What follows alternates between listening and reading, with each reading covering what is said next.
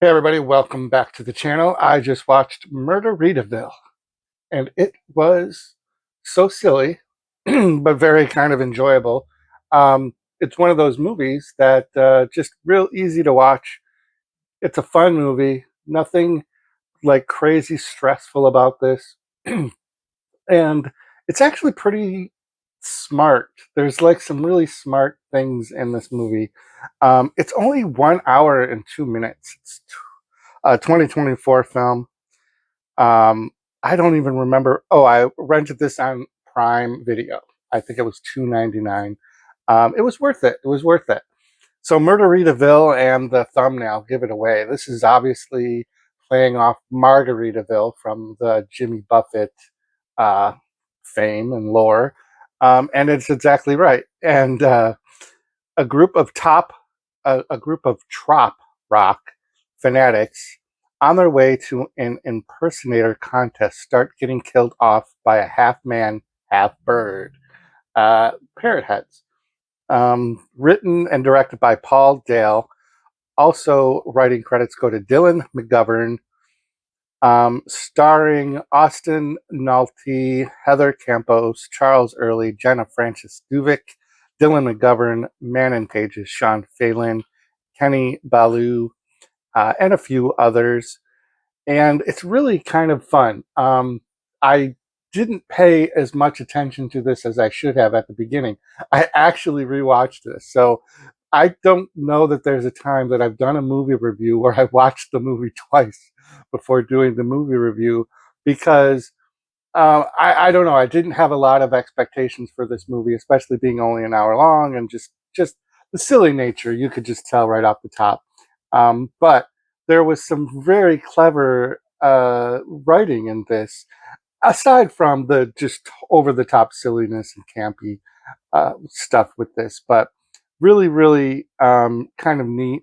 I'm not necessarily like a Jimmy Buffett fan, but I'm definitely aware of Jimmy Buffett and the music and all of the Margaritaville vacation-y tropical things. So this actually starts off in 1993, and we kind of we meet a couple of characters, um, and they pick up a hitchhiker who had just come from one of Jimmy Buffett's concerts, and there's a real dynamic there that's very interesting. The people that were in the car first were husband and wife, and the wife is a diehard Jimmy Buffett fan, and the husband's just like going along for the ride.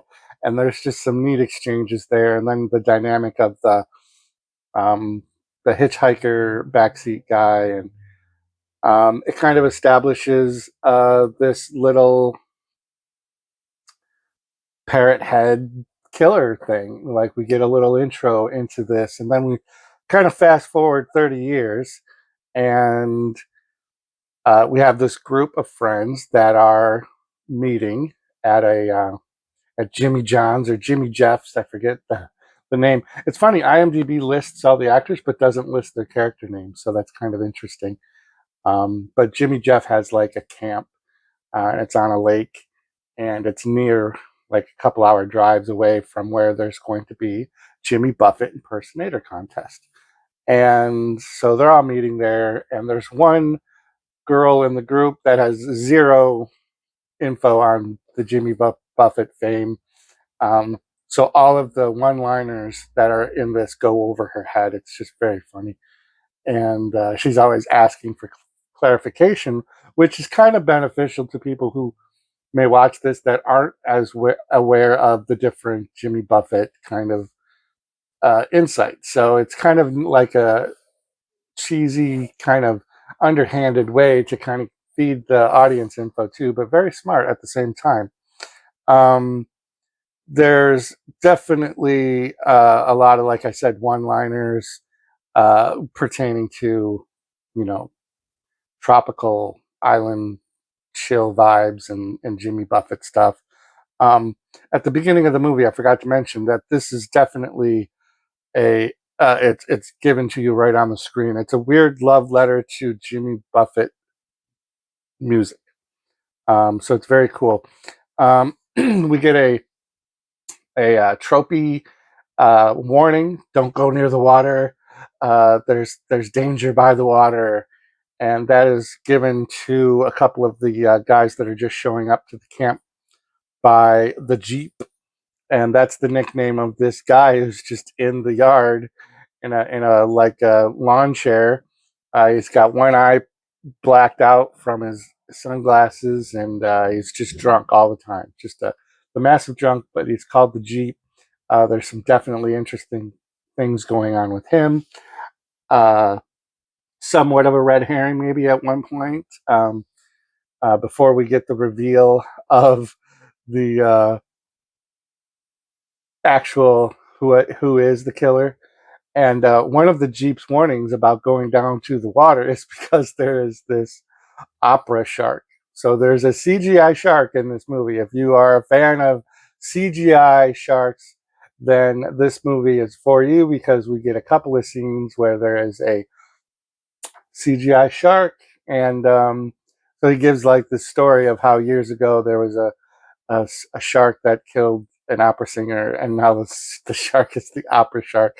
Very, very silly, but ridiculously funny.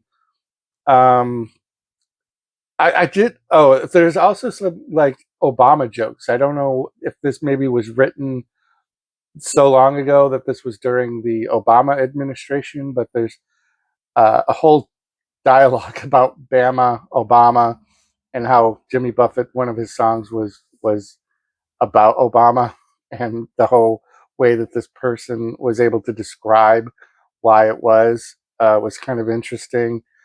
There is a lot of these like drone footage overhead shots of this camp, which is really like this big house. Um, it's a beautiful setting, but the river, I said lake, but it's really a river that they're up against. Like every time they showed the water, it was like dirt brown, and I don't know if that was CGI or if that river is actually like brown. It was weird. I wouldn't have wanted to swim in it, but they do. Um, and then I just wrote that there's like some clever twists on who the Jeep ends up being, who the parrot head actually is. So the first few kills of anyone is done in like a POV of the killer, parrot head, whatever. And it's like the camera is just like an oval, and it's a little weird. But then it adds to the reveal of what the parrot head actually looks like. And you know what? They actually did a really good job with like some practical effect makeup and things to make this parrot head character like really tangible and real and dangerous and vicious. And there was some also backstory about werewolf lore attached to the parrot head kind of a thing, and that all comes into play, and it's all very smart and well done. This whole movie, this whole hour movie, is done, and you forget about it because you get kind of sucked into the dialogue that's going on. It's like really worth there. There's some just so many. It's one of those sight gag kind of movies where it's just silly and very just enjoyable.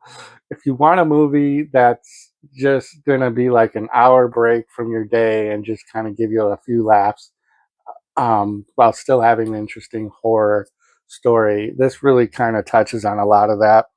Um, so the story itself is done with these cut-ins at a police station, and a police officer going all of a sudden interrupting the scene and saying, yeah, I get it. You just give me the facts and whatever. And then you realize that the story is being told by one of the characters because of the way the ending is. Like it ends in that police station with the character, the final person, so to speak, giving the explanation as to the parrot head and the lore. And I'm definitely, I know it kind of seems like I'm being a little spoilerish even for such a short film, but I'm really not. There's a lot in this. I think it was very smart, very well written, and even if you're not a Jimmy Buffett fan, you'll definitely appreciate Murdaritaville. I recommend checking it out. Right now, like I said, it's on Amazon. If you have an account, $2.99. It's worth it. It's $3, whatever. But let me know down in the comments below what's your favorite Jimmy Buffett song. Row 18, plot 20.